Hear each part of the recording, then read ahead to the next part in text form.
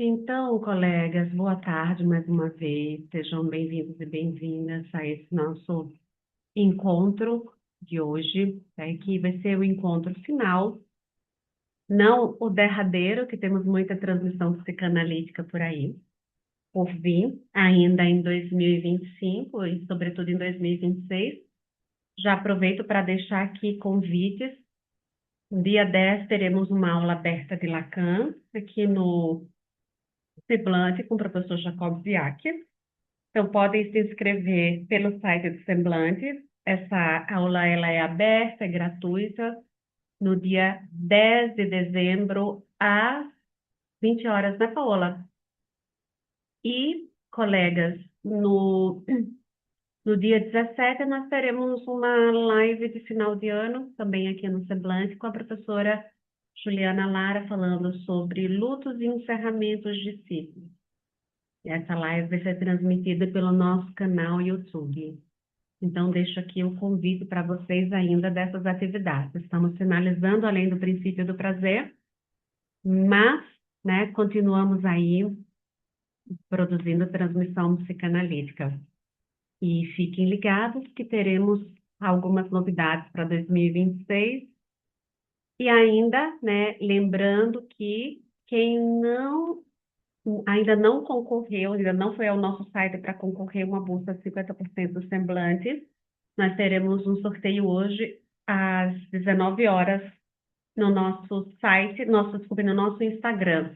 Então, temos lá uma postagem desde segunda-feira que marcam dois colegas para concorrer a uma bolsa de 50% nas nossas formações. Podem correr lá, daqui a pouquinho vamos fazer o sorteio. Desculpem aqui os avisos, é que é bastante coisa, né? Final de ano está chegando e são muitas novidades para a gente encerrar aqui o ano de 2025 com o Semblante, o segundo ano do Semblante. Então, agradecer a vocês mais uma vez pela presença, alguns que conseguiram participar, né, todos os dias, outros não, que vão estar acompanhando a gravação. É muito bom ter vocês aqui nessa nossa transmissão. Sobretudo, mais uma vez, desse texto que nós estamos trabalhando e que eu pretendo para o ano de 2026 trazer esse campo de discussão da pulsão de morte, das repetições, de forma mais atualizada, né, na nossa clínica contemporânea. Então, finalizamos o nosso encontro passado com essa máxima, né, que não é lembrado, é repetido.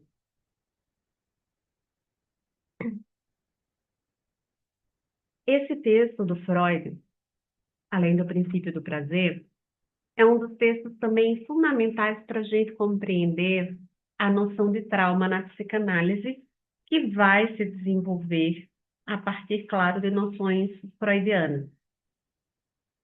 Por quê?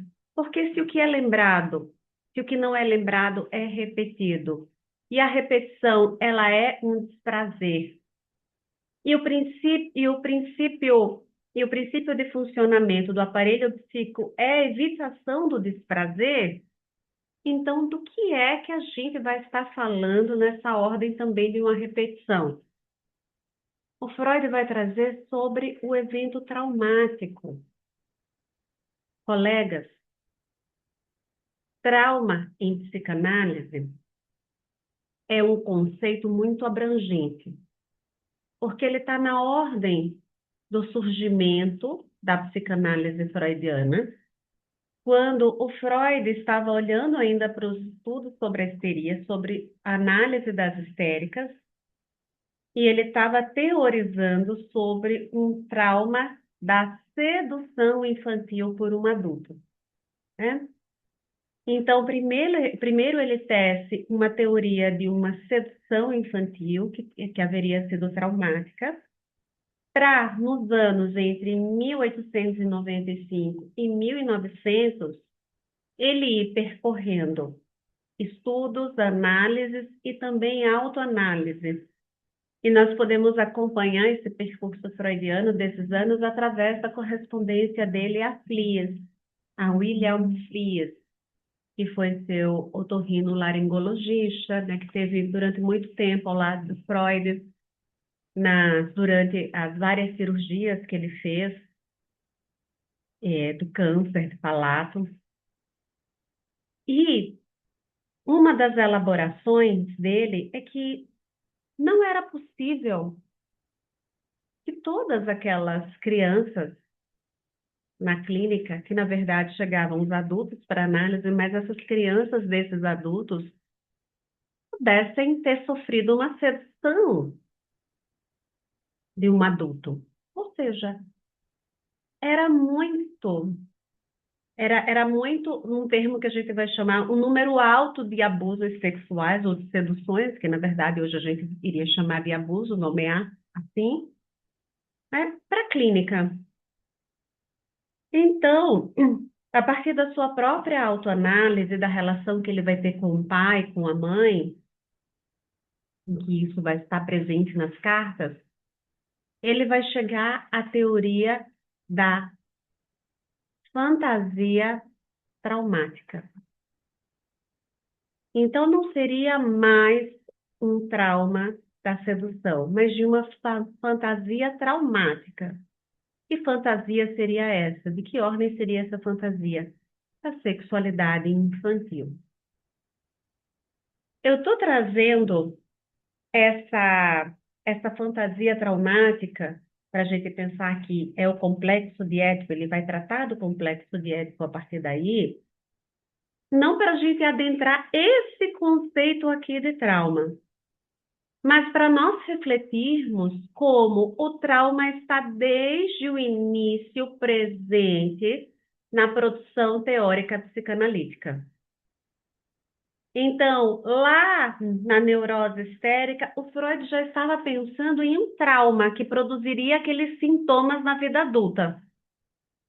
Então, de como essa sintomatologia era de ordem de quê? De um conteúdo recalcado, porque esse conteúdo ele era o quê?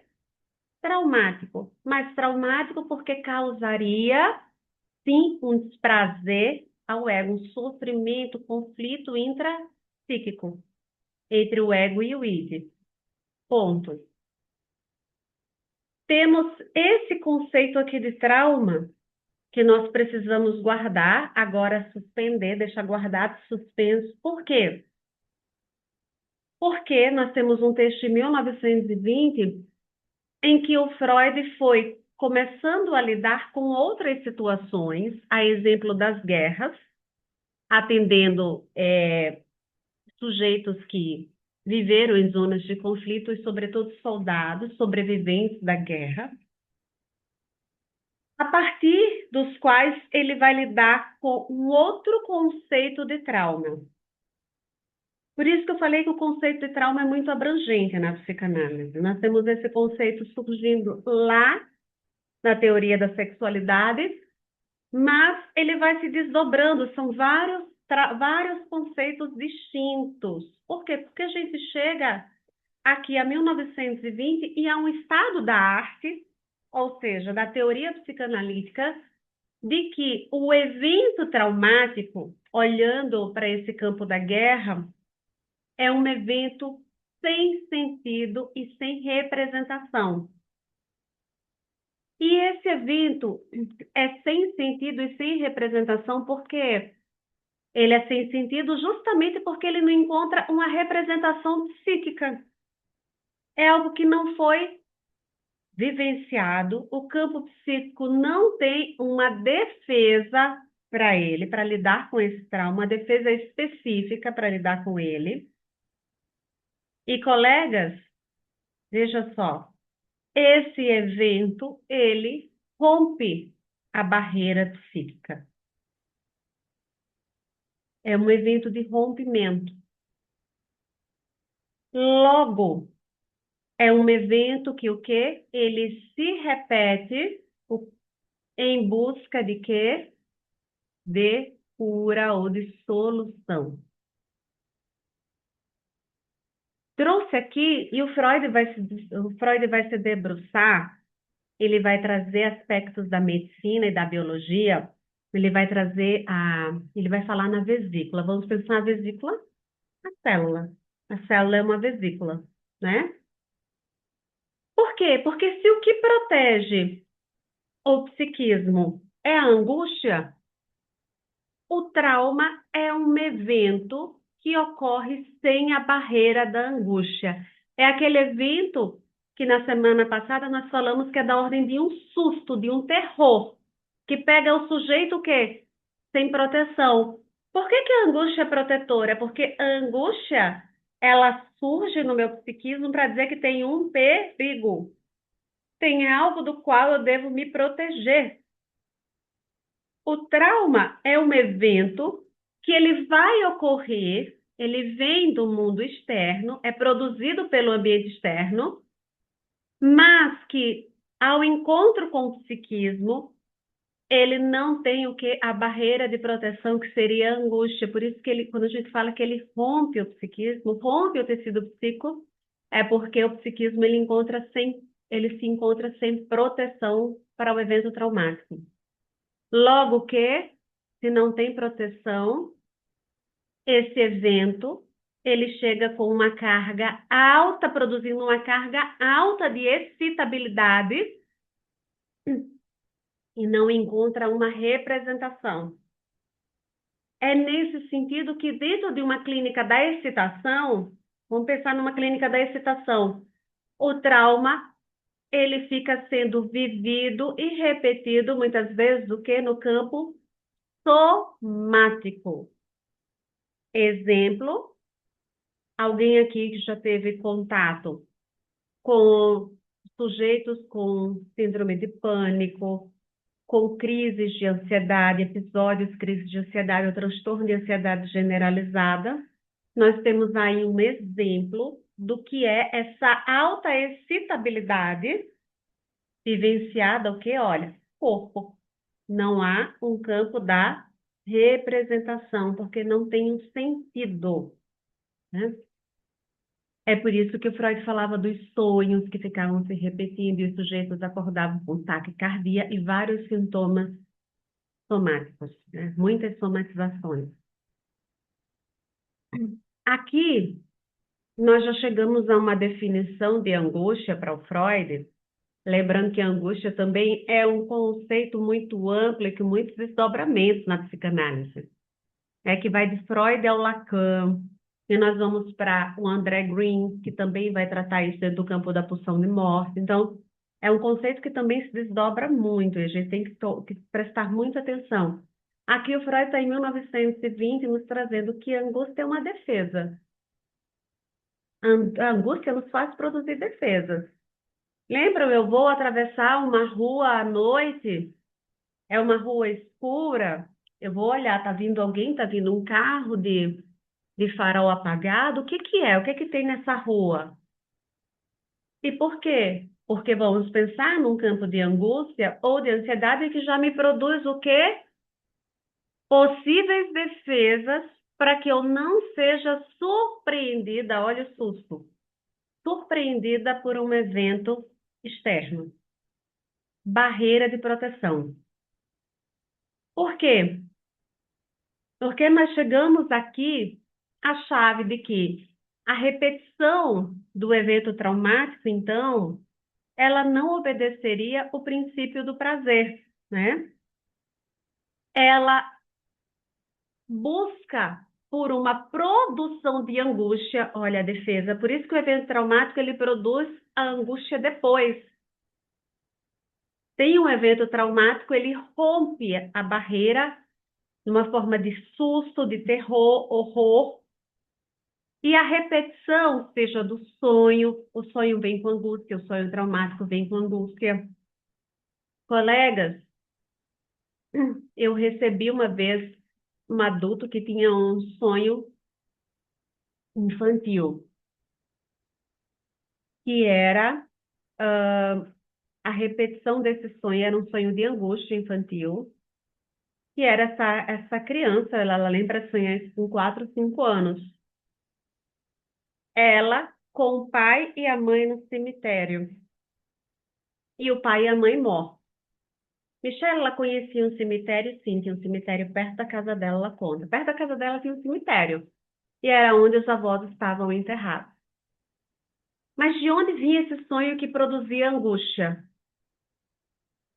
Quando eu fui ouvir a história infantil dessa criança, né, o pai dela, na verdade, ela já era uma adulta, o pai já era falecido, a mãe era uma pessoa muito doente, e ela chega à clínica porque ela está com episódios de pânico. E eu fui ouvindo as situações de angústia. E fomos, né, entendendo por onde, que episódios estavam ali relacionados ao pânico, mas de onde vinha? Qual era a história da angústia dela? Ela volta ao campo infantil, gente, em que ela era muito criancinha, 2, 3 anos de idade, e de repente o pai dela chega em casa, todo ensanguentado, porque ele tinha sofrido um acidente de carro muito próximo de casa. Então ela estava brincando no que a gente chama pátio, ou área da frente de casa, e o pai surge do nada. Do nada não, o pai vinha, mas para ela é do nada. O pai dela todo ensanguentado. Aquela visão para ela foi visão de quê? Morte, horror, né? Veja, ela teve esse sonho grande parte da infância e isso retorna na fase adulta, aquela angústia, ela retorna em situações similares. Retorna quando ela perde o pai e retorna quando a mãe adoece. Então, a angústia, ela surge a fim de elaborar uma representação, ou seja, se ligar a outra coisa no psiquismo. Michelle, ela tinha elaborado aquelas perdas? Não, ela tinha o horror. E quando ela tinha o episódio de pânico, vinha a sensação de morrer ou de perder alguém muito querido. Ela dizia que via caixões, que via sangue. O episódio de pânico vinha com imagens assim. É por isso que o episódio de pânico, aqui estou trazendo o episódio de pânico, um caso, exemplo de um caso clínico, para a gente pensar, opa, é um excesso de excitação produzido por uma angústia. É, mas o princípio do prazer, o princípio que rege o psiquismo não é o prazer, ou seja, eliminar esse excesso de excitação, o Freud vai dizer não. Uh-uh.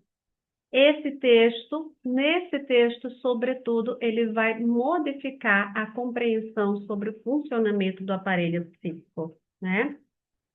Não, não é necessariamente o princípio de prazer que vai estar por trás.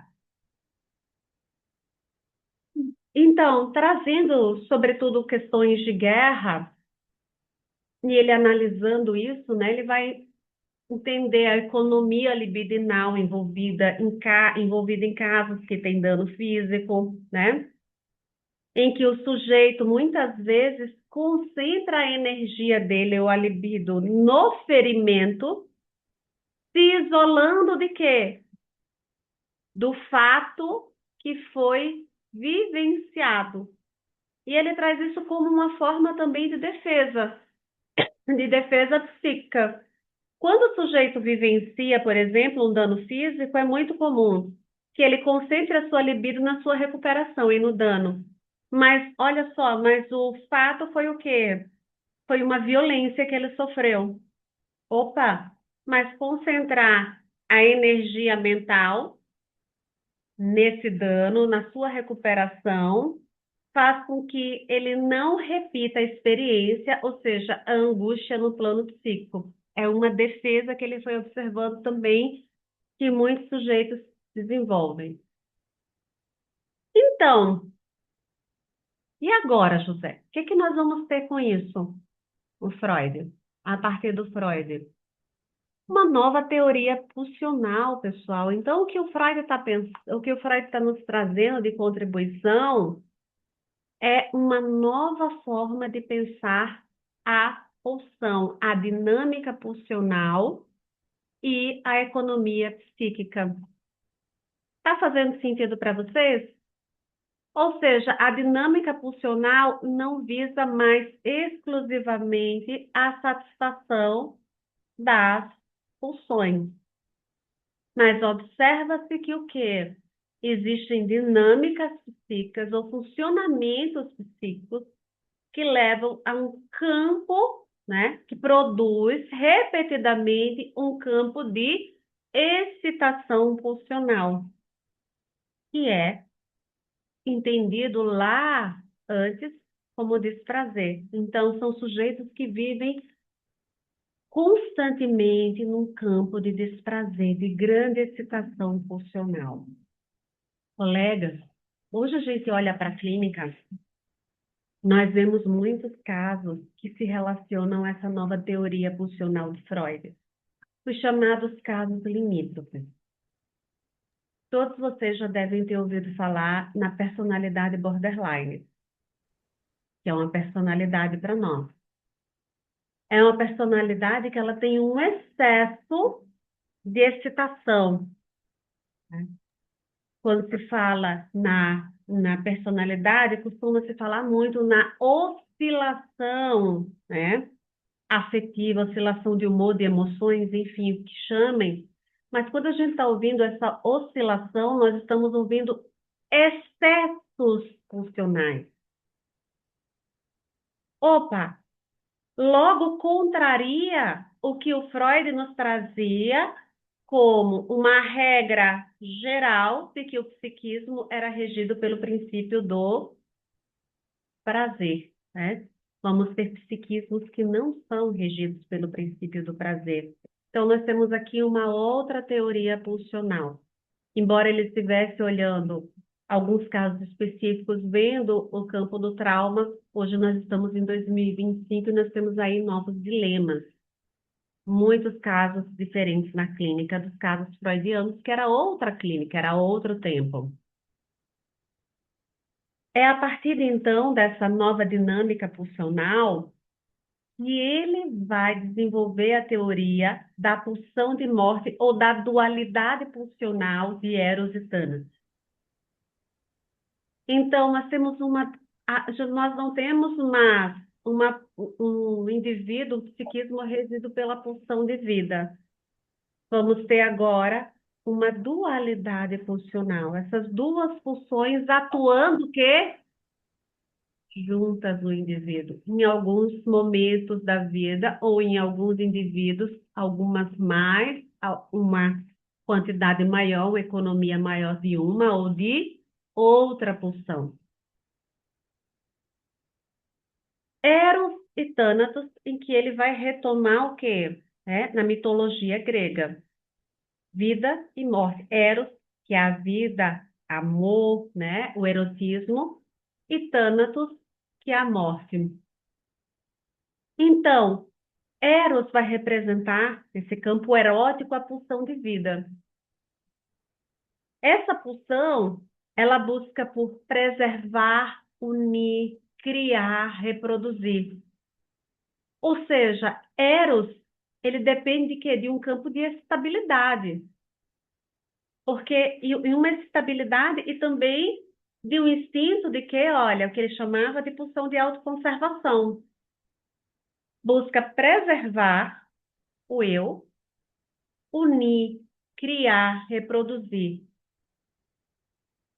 Isso implica, sim, investimento libidinal. Vai ser chave para a gente entender. Vocês conhecem, quem não leu, não teve contato, tem um psicanalista contemporâneo excelente, o André Green, em que ele trabalha o campo funcional, né, um psicanalista francês, ele tem uma obra muito famosa que é narcisismo de vida e narcisismo de morte. E outra que foi recentemente, há poucos anos, publicada essa da década de 90, traduzida no Brasil, o meu exemplar da década de 90, narcisismo de vida, narcisismo de morte, Mas uma que é mais recente é das pulsões de morte ou de destruição, também do André Green. Uma obra excelente editada pela Blush. É nesse sentido, então, que Thanatos, enquanto pulsão de morte, né, ela tem uma tendência à redução da tensão da pulsão ao nível zero, ao retorno ao estado inorgânico, que seria a morte. E essas duas forças, elas estariam em constante conflito e interação dentro da psique humana. Mas, Michele, por que Thanatos, morte, é redução da tensão? Porque o Freud vai se voltar, ele e o Ferenc, nessa época, eles estavam estudando bastante as teorias da evolução das espécies. O Ferenc, ele, em 25, ele publica o título da catástrofe, né? E em 20, o Freud publica Além do Princípio do Prazer, mas em 15, o Ferenc começa a estudar, junto com Freud, a partir do Freud, junto com Freud, o que seria a catástrofe, qual o sentido da catástrofe na vida. Colegas, Freud e Ferenc chegam a um ponto em comum, de que toda a transformação da espécie, todas as transformações que a vida, que as vidas passaram, as espécies passaram no planeta Terra, elas são advindas de quê? De catástrofes que foram produzidas. O que isso quer dizer? É que, colegas, se nós não passarmos por algum evento que nos produz alguma dificuldade ou algum obstáculo à vida, nós vamos permanecer o quê? Na inércia. É daí que ele vai retirar que o quê? Que essa inércia, e vocês devem conhecer muitos sujeitos que vivem na inércia, né? Ah, fulano vive na inércia. O que a gente diz no comum? Fulano vive na inércia porque o quê? Ele não se movimenta. Ele não se movimentar é uma economia libidinal, economia pulsional imensa. E essa inércia vem de quê? Do nosso estado anterior, que é o estado inorgânico da não-vida, ou seja, sem gasto de energia, sem gasto pulsional. Logo que, colegas, a teoria pulsional freudiana aqui, além do princípio do prazer, que o quê?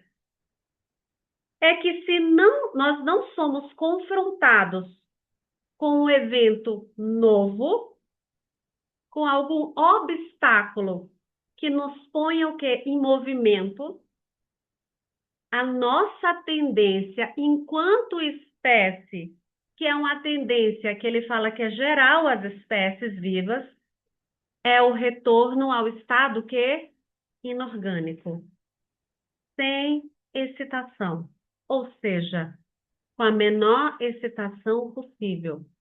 Logo, colegas, viver para o Freud é o quê? Movimento. A grosso modo, viver, ou seja, pulsão de vida é movimento. E esse movimento, ele só é produzido diante das dificuldades. Para onde é que eles vão? Para as teorias, né, evolutivas. Foi preciso haver congelamento da terra, resfriamento, secar mares, ou seja, a própria teoria da evolução traz que o quê? Que as espécies elas só se desenvolveram a partir de mudanças no ambiente. Logo, isso também tem influência no nosso psiquismo. Freud, médico, e sim biologicista. Ele vai trazer a medicina aqui, a biologia da qual ele não abre mão, para explicar o que seria essa economia pulsional. Logo, colegas, a pulsão de morte para o Freud é aquela que rege um psiquismo quando nós tendemos a voltar ao estado inorgânico, ou seja, num grau quase zero de excitação, ou com a menor excitação possível, um retorno ao inorgânico. Outro exemplo, vamos pensar, a gente pensou num grau de alta excitabilidade, tá? Nós temos casos que vão se apresentar nesse grau zero. Michele, alta excitabilidade é pulsão de vida? Não, gente. Pulsão de vida é criação. É preservar. Alta excitabilidade não preserva. Né? Alta excitabilidade é impulso. E é impulso para a morte. Mas vamos pensar o quê? Nós, quando estamos vendo casos muito cronificados de quê? De depressão. Depressões muito cronificadas. Nós vamos observando os casos depressivos. A gente consegue observar o que o Freud estava nos trazendo como que esse retorno inorgânico, né?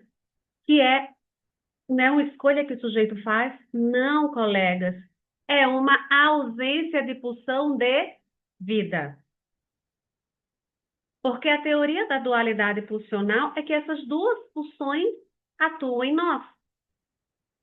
Uma que nos preserva, que vai para o nosso campo da criatividade, do movimento, da produção, reprodução, criação, e a outra que tende à morte. E essa tendência à morte que passa inclusive pelos impulsos, os impulsos, eles têm uma tendência à morte, porque a alta excitabilidade, para onde é que o sujeito vai? Para uma tentativa de diminuir essa excitação. Morte. Então, nós estamos aí num campo de uma pulsão de morte. Então, são essas duas pulsionalidades que regem o psiquismo. Dentro de uma economia pulsional, uma pode estar mais presente e constante do que outra. E de como a gente vai compreendendo, claro, muita água passou por debaixo dessa ponte freudiana das pulsões. Mas eu estou só abrindo aqui umas janelinhas para a gente pensar, olha só, o que é que o Freud estava trazendo, né, dessa excitabilidade alta. E quanto maior a excitabilidade, maior a busca. Por quê? Por baixar a tensão.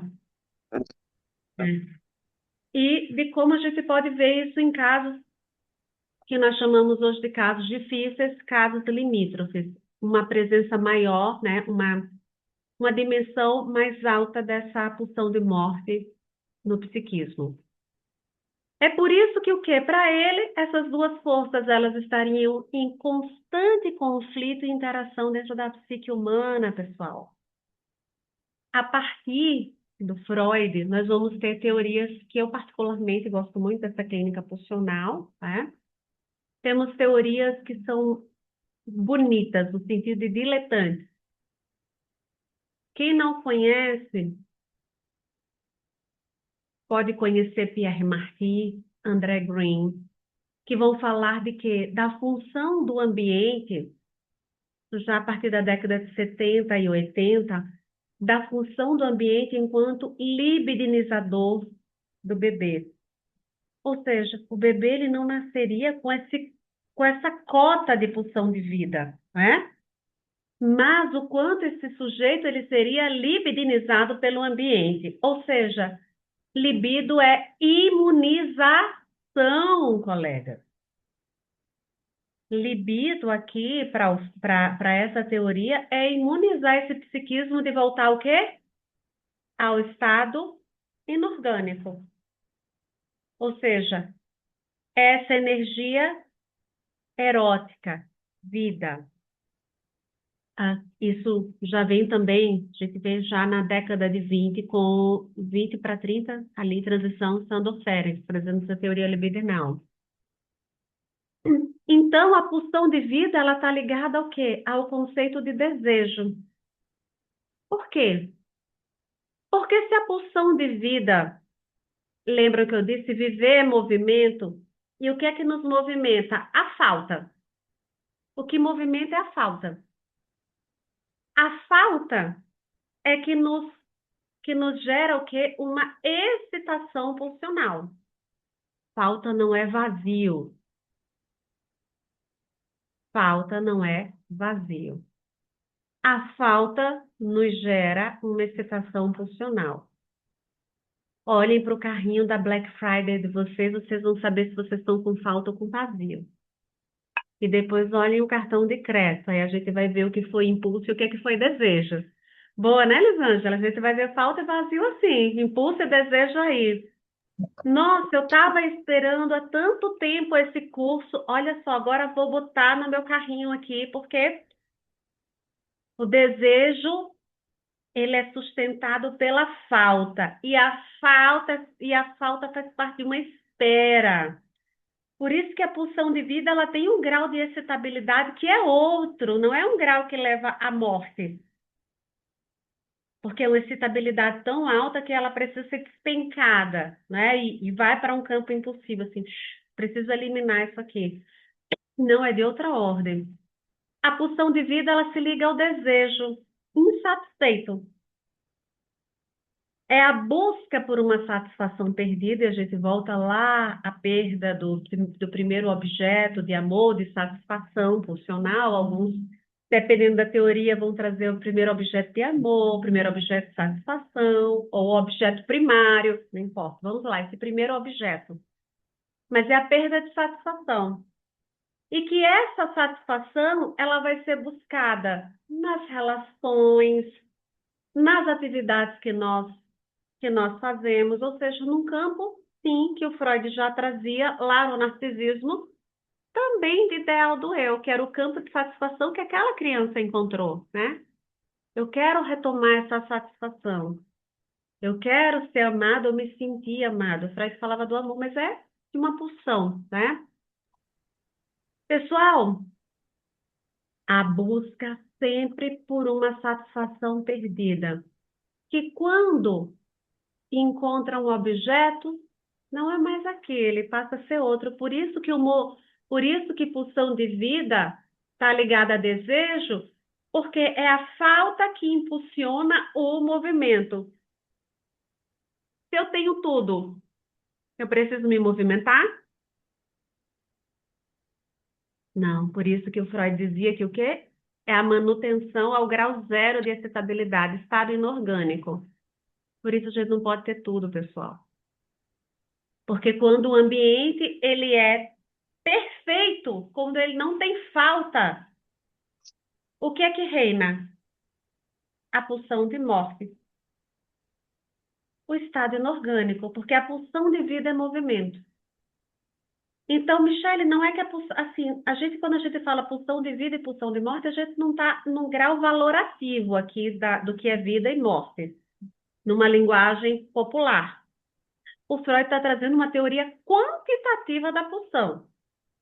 A pulsão de morte é o que tende ao inorgânico, porque a morte é o inorgânico. É o não movimento, é o não desejo. Então, quando reina a pulsão de morte no psiquismo, esse psiquismo não deseja. Ele pode ter impulsos, mas não tem desejo. Impulso é de outra ordem. Foi quando eu disse, olha o carrinho. Quando eu tenho vazio, meu impulso é preencher com qualquer coisa, mas não com um objeto que, dentro do meu campo psíquico de representação, é o que me falta.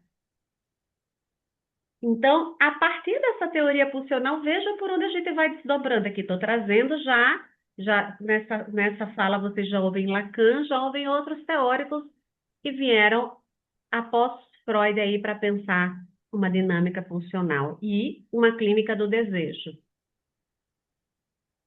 Colegas, a pulsão de morte, então, ela está ligada ao quê? À extinção. Mas a extinção de quê? De uma pulsão interna, E a pulsão interna, que quando eu terminar agora, eu termino hoje meu dia às 7 horas, vou pensar, opa, 7 horas, vai ter o sorteio do semblante, quando eu chegar em casa, eu vou botar minha roupa e vou para academia. Olha, esse impulso que faz com que o quê? Que eu esteja com o meu desejo insatisfeito e que movimenta o quê? A vida, a pulsão de vida. Opa, cheguei da academia, me deu uma fome, sextou, vou comer uma pizza. O desejo insatisfeito. Por isso que a pulsão de morte, ela está ligada a uma extinção, a redução ou extinção da tensão interna, né? E aí o Freud vai chegar o quê? A um princípio do nirvana, porque sim, né? Ele vai pensar no que, como seria o nirvana para os budistas, né? O que é o nirvana? O nirvana seria o último estágio em que aquela mente ela não é mais afetada por qualquer coisa do ambiente externo. Ou seja, o nível do nirvana é um nível de excitação zero. Então, a pulsão de morte, ele vai trazer aqui a exemplo do nirvana, que é o princípio do nirvana, que é um desligamento do mundo e do que provoca excitação. Lembrando que a excitação é produzida o quê? Pelo mundo. O princípio do nirvana seria um estado em que o desejo, ou seja, o que é o desejo? O desejo ele é sempre satisfeito, em que esse princípio de insatisfação do desejo não é mais fundamental, nem é motor para essa vida. Então, seria esse princípio em que ele vai assimilar isso aqui ao quê? Isso aqui seria uma pulsão de morte, né? É como a pulsão de morte funciona, que é reduzir ou extinguir a tensão interna. E essa tensão interna, ela é produzida o quê? Essa excitabilidade pela busca por satisfação pulsional em um objeto. Um objeto que nunca vai nos dar totalmente a satisfação. Por isso, sempre insatisfeita essa pulsão e esse desejo. Por fim, né, colegas, existe um conflito, por quê? Porque o princípio do prazer, ele vai deixar de servir só a um Deus e ele vai passar a servir a dois deuses, Thanatos e Eros. Então, o princípio do prazer regiria o quê? O aparelho psíquico. Excelente. Mas, agora, ele não vai fundamentar apenas o que ele chamava de pulsão de vida. Vai fundamentar a pulsão de morte. Já que o que, colegas? Se Thanatos ou a pulsão de morte é o que busca manter o nível de excitação interna constante ou quase zero, Eros também é o que tenta impedir que excitações muito intensas impeçam o sujeito de viver. Por quê, colegas? O que Eros nos leva? Eros nos leva para o campo da reprodução, para o campo da criatividade. Ou seja, nos leva para um campo de um desejo. E o desejo, ele não é extremamente excitado, que o sujeito não possa viver. O desejo, ele se sustenta pela falta. O sujeito do campo do desejo, ele sustenta essa vida pela falta, ou seja, ele é regido por Eros. O desejo não impede o sujeito de viver. O gozo, sim. E o que é o gozo? A busca por satisfação total. E a busca por satisfação total vem no campo de quê? Do impulso. Se a gente pensar, olha só quantos sujeitos encontram prazer no excesso. Excesso de velocidade, excesso de comida, excesso de toxicomanias. Falamos sobre o excesso de, falei da Black Friday, compras. Olha só, excesso. O que o Freud está nos trazendo aqui é que Eros nos protege desse excesso, porque ele nos coloca no campo da falta. E da falta é que o nosso desejo é sempre insatisfeito. Logo, a gente não precisa ir para o campo do excesso, porque nunca vai se satisfazer.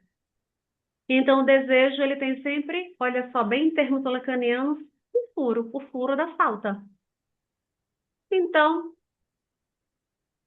isso vai entrar para tudo isso que a gente falou. Opa, eu quero chegar rápido. Não, mas é 80 quilômetros por hora. Eros preserva o quê? A vida. Nossa, tô louca para ver minha amiga na outra cidade. Ela mora a 1 hora daqui. Mas se eu for a 80 quilômetros, eu chego em 1 hora e 10, 1 hora e 20. Mas se eu for a 180 quilômetros, eu posso não chegar, né? Então, Eros, ele sustenta a falta, porque eu desejo ver a minha amiga. Não importa quanto tempo leve, mas eu vou chegar lá. Olha a falta. Sustentar a falta versus o excesso pulsional. Por fim, né? Então, qual é a função do aparelho psíquico? No final das contas, a função do aparelho psíquico vai ser justamente dominar as excitações por via de quê? De uma pulsão de morte e, desculpe, de uma pulsão de vida no campo do desejo, dominar para que essas pulsões não se excedam, e sim a pulsão de morte que também vai atuar no aparelho psíquico, fazendo com que o quê? Com que a atenção seja constante. Querem um exemplo de quando a gente vivencia a pulsão de morte? No sono, quando a gente dorme. O Freud trazia o próprio sono como que o momento em que a gente vai vivenciar o que seria esse próximo. As tensões psíquicas, embora a gente tenha os sonhos, mas tende-se a reduzir. Chega a zero? Claro que não. Mas essa tendência à redução, que é muito diferente de quê? Do ambiente de vigília, quando eu estou acordado, em que tem atenção. Eu ouvi já 3 ambulâncias passando aqui na frente do consultório, em menos de 2 horas. Já fiquei, o que é isso? Estava atendendo o paciente, porta tocou, olha só. E o sono o quê? Esse estado o quê? Que até para eu dormir eu preciso de quê? De uma excitação constante. Então, a função do aparelho psíquico é uma função reguladora de excitações, mas servindo a eros, que é o desejo para evitar que uma tamanha excitação me leve à morte, ou seja, o campo do gozo, que vai ser o gozo vai ser um conceito desenvolvido depois por Lacan, muito interessante, bem desenvolvido por Lacan. Então, o campo do desejo, dominar essas excitações e também proporcionar o quê? Que em muitos momentos ela precisa ser constante, ela seja constante. E também encontrar um sentido para essas excitações, ou seja, as representações. Então, essa é a função. Então, colegas, esse texto aqui que não foi um objetivo meu chegar com vocês a exaurir esse texto, a exaustão é um texto que tem várias camadas, mas foi justamente apresentar o que essa dinâmica psíquica freudiana, o que essa descoberta que ele faz, uma nova teoria da pulsão de morte. E que sim, o aparelho psíquico, ele é dominado por essas duas pulsões. E pela relação, né? Pela inter-relação delas, não é só uma, mas duas agora. De lá para cá, de 1920, embora seja um texto controverso, alguns não adotem a pulsão de morte, outros não adotam a pulsão de vida, como Lacan vai dizer que toda pulsão é pulsão de morte. Não traz-se, que também é um conceito muito interessante, né? Ele não faz essa diferenciação. Ah, na verdade, ele vai questionar essa diferenciação. Na sua origem, são todas de morte, mas não é algo que eu vou me deter agora. Penso que o professor Jacó vai trazer isso nos próximos encontros que ele vai fazer sobre os seminários de Lacan. Mas só pensando que muita água já passou aí por baixo dessa ponte e que sim, a gente continua utilizando hoje na nossa clínica, entendendo a dinâmica pulsional para a gente poder fazer escuta e manejo de casos. Então, espero que tenha aí, né, ampliado um pouco mais o repertório, trazer uma transmissão, né, de uma outra voz aqui que é a minha e as minhas compreensões do texto. Muito obrigada, pessoal. Obrigada, Paola, pela condução do grupo. E questões, estou aqui aberta a vocês. Alguém tem algum questionamento? Se sentiu implicado de alguma maneira? Estou aqui e também lá no grupo de vocês. Nós fizemos ali o grupo de WhatsApp. Se quiserem sugestões de textos, os textos que eu deixei para que eu falei para vocês hoje, eu posso depois, né, mencionar lá. Eu até mencionei sobre borderline hoje, mencionei ali sobre as excitações. Tem aqui, olha, transtornos borderline, estados psicóticos, também uma, uma boa recomendação para quem está se voltando para isso. E tem ali bons textos sobre a clínica das excitações, para a gente poder estudar isso. E agradecer mais uma vez a todos e todas que estiveram presentes e estão acompanhando as gravações também. Como estamos por hoje? Questões? Nenhuma? Deixa eu olhar aqui o chat, se teve alguma coisa. Então, que bom que fez sentido. O do narcisismo, introdução ao narcisismo, deixou o pessoal mais excitado, né? A gente falava de questões que o pessoal ficava mais excitado. Narcisismo chama bastante atenção. E se tudo der certo, aqui eu estou planejando fazer um curso ali, um percurso sobre o narcisismo com atualidades, que é uma clínica que a gente pensa narcisismo é para estudar a personalidade. Não, é estudar o narcisismo dos sujeitos, né? A constituição narcísica. Tem muita coisa boa também recente. Então, agradecer mais uma vez. Nos sigam lá no Semblante ou vão lá no meu Insta também, Michele Vasconcelos Psicanálise, e aguardo vocês por lá e nas próximas transmissões. E mais logo às 19, né, Paola, temos nosso sorteio do Semblante. Vou ficar aguardando aqui você e o nosso vice-diretor lá, o professor Fransmar, fazerem um sorteio para a gente poder divulgar nos nossos grupos. Obrigada, pessoal. Bom final de semana. Obrigada, Bom Michelle. fim de ano para vocês. Agora já estamos adentrando dezembro. Não vou estar mais aqui em transmissões, mas teremos os outros colegas. Aguardamos vocês no Semblante. Um beijo grande. Boas festas para vocês. Com muita porção de vida, muito desejo. Tchau, tchau. Tchau, Fátima, Jane Tá, e a Michelle.